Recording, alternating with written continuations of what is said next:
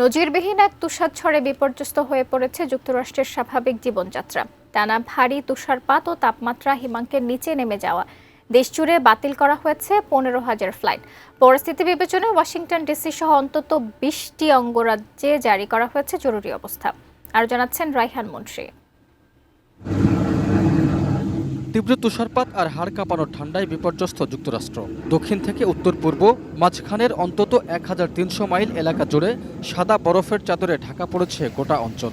আগামী কয়েক ঘন্টার মধ্যে নিউ মেক্সিকো থেকে নিউ ইংল্যান্ড পর্যন্ত 2000 মাইল এলাকা তুষারপাত ও বরফে ঢাকা পড়ে যেতে পারে বলে সতর্কতা জারি করেছে আবহাওয়া দপ্তর। ভারী তুষার আর বরফের ওজনে বিশাল এলাকা জুড়ে ভেঙে পড়েছে গাছপালা।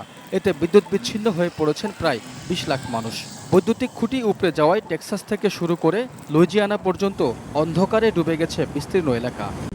RICL TMX, যুগের পর যুগ স্থাপনা থাকে মজবুত। অনেক জায়গায় বজ্রপাত সহ তুষার বৃষ্টি বা থান্ডার আইস দেখা দিচ্ছে।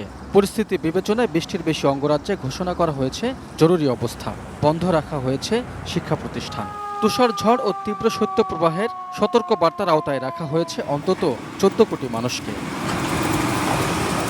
এদিকে ঝড়ের প্রভাবে অচল হয়ে পড়েছে যুক্তরাষ্ট্রের আকাশপথ। গত 3 দিনে দেশ জুড়ে বাতিল করা হয়েছে শত শত ফ্লাইট। ডালাস, শিকাগো এবং নাশভিলের মতো গুরুত্বপূর্ণ বিমানবন্দরে আটকা পড়েছেন হাজার হাজার যাত্রী।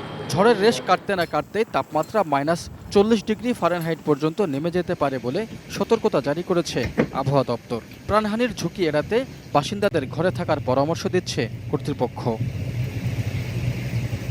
Raihan Munshi, desk report, ATN news.